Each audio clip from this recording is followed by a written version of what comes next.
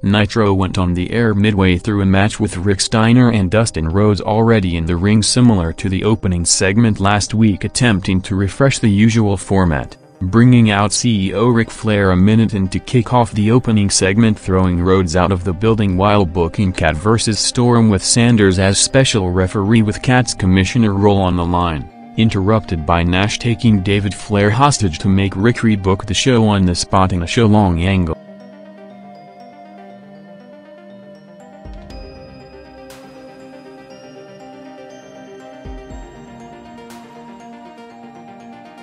With the sale from Time Warner to Fusion Media not officially signed despite announcing the deal a month ago on January 11, Eric Bischoff publicly confirmed earlier on Monday that his original plan of shooting a major angle to close out the Super Brawl pay-per-view on Sunday that will lead to the company shutting down over the next several weeks before coming back with a heavily hyped show as the debut of the rebranded WCW, had to be delayed due to a management dispute with Time Warner, who already sold advertising for the Nitro and Thunder TV shows months in advance, with Eric's new planned date set to be Monday, April 2nd for the final Nitro in its current format, before a big advertising campaign building up the new brand over the next month to return at the May 6th pay-per-view event where all the major names will return together on the night. With Bischoff, when asked about potentially signing more big names to debut on the show, saying that he's currently can't exceed the talent budget until the company is officially sold,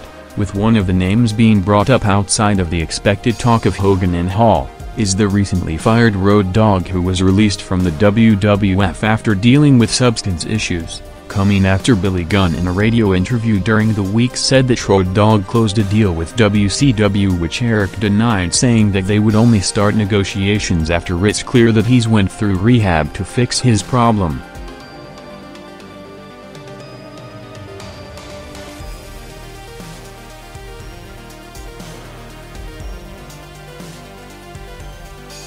Nitro's first hour peaked with a 2.5 rating between 8:45 to 9 p.m. for the continuation of Rick's search after David and the first half of Steiner vs. Rhodes crossing over the top of the hour, with the hour overall drawing a 2.3 rating to make it among the lowest rated unopposed hours in show history, with the first opposed quarter featuring the second half of Rick vs. Dustin going 8 minutes, with Dustin going over to set up a Steiner vs. Nash title match in the main event, followed by Skipper vs. Kidman doing a joint head-to-head high 2 rating.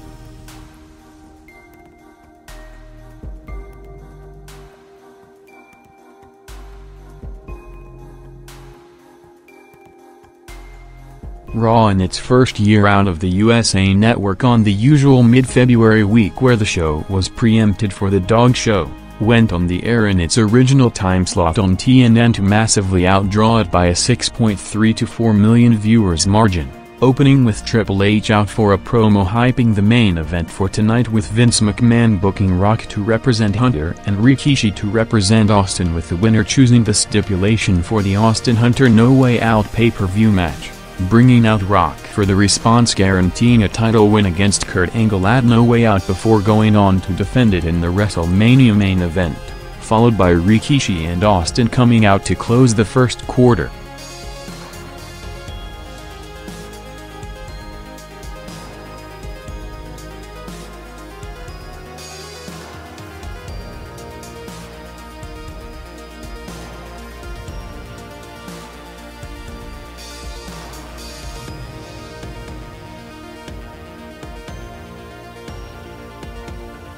Nitro, with a commercial-heavy quarter which mostly included recaps and video packages, dropped to near record low territory between 9:15 to 9:30, with a show low 1.6 rating going against Raw's big star power opening segment, with Austin interrupting 15 minutes into hype the Rock vs. Rikishi match with the unusual heel babyface dynamic of the over 15,000 sold-out crowd at the Continental Airlines Arena being put in a unique situation, either to support Rock in winning the match or support Austin choosing the pay-per-view stipulation, with Raw's second quarter with the finish of the opening segment followed by a Chris Jericho vs. Eddie Guerrero IC title match featuring the TV return of X-Pac after 4 months, jumping over 600,000 viewers to a 4.3 rating.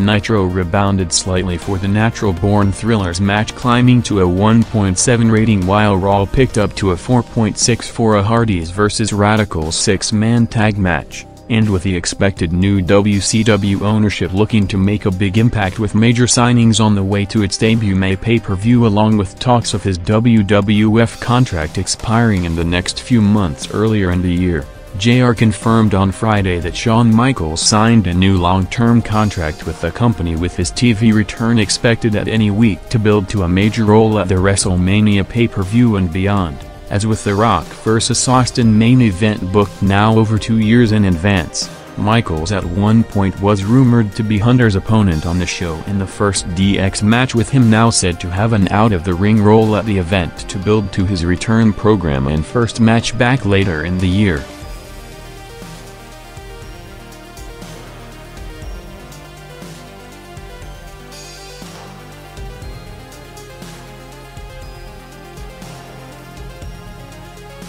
Dallas Page called out Jarrett and Kanyon to open Nitro's final quarter, followed by the main event of Steiner vs. Nash headlining the show again 6 days before, also main eventing the Super Brawl pay-per-view. And with the show at near-record low levels in the past 30 minutes, the Nash-Steiner match going 5 minutes, along with the angle of Ric Flair trying to get Nash in the background, picked up over 500,000 viewers to close the show back into the 2 rating range, with Nitro overall dropping to a 2.1 rating overall, which included a 1.8 second hour going against Raw's 4.4 rating head-to-head, bringing the combined wrestling viewership boosted almost weekly in the past month back down to around 8 million viewers.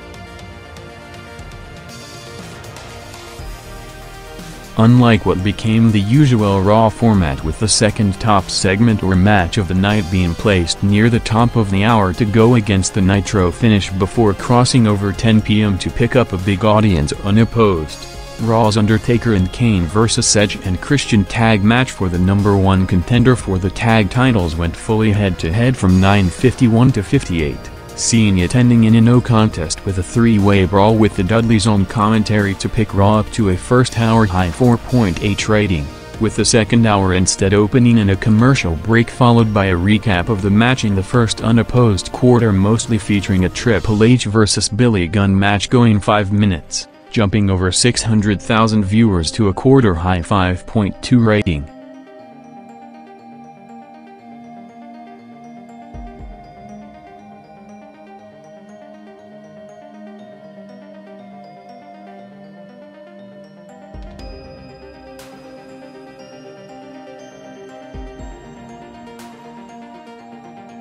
After an all-time career peak for Vince McMahon last week, when numbers came out for the XFL's NBC debut broadcast last Saturday at record levels, with the idea of establishing the XFL as a legitimate league almost turned into reality, and McMahon's stock on a mainstream level was perhaps the highest it's ever been. Things not only came back to earth for the second week, but actually put the entire future of the league in question, with the XFL viewership sharply dropping more than 50% in its second NBC game, going from the huge 9.5 rating with over 15 million viewers in the first week to a 4.6 rating in the second, which also included technical issues delaying the rest of NBC's lineup for the night, with NBC president, after talks of an emergency meeting, already questioning the future of the league, confirming that NBC is not considering dropping it and is fully committed for the full season. While on the crossover WWF side, Rock, who opened the first week broadcast to introduce the league to the massive initial audience, was taken out of an originally advertised house show appearance on Saturday night at St. Paul, where he was scheduled to headline, to instead cut a promo in the stadium in LA, while also adding commentary at halftime alongside the new A-Team announcers for the league with Jesse Ventura and Jim Ross.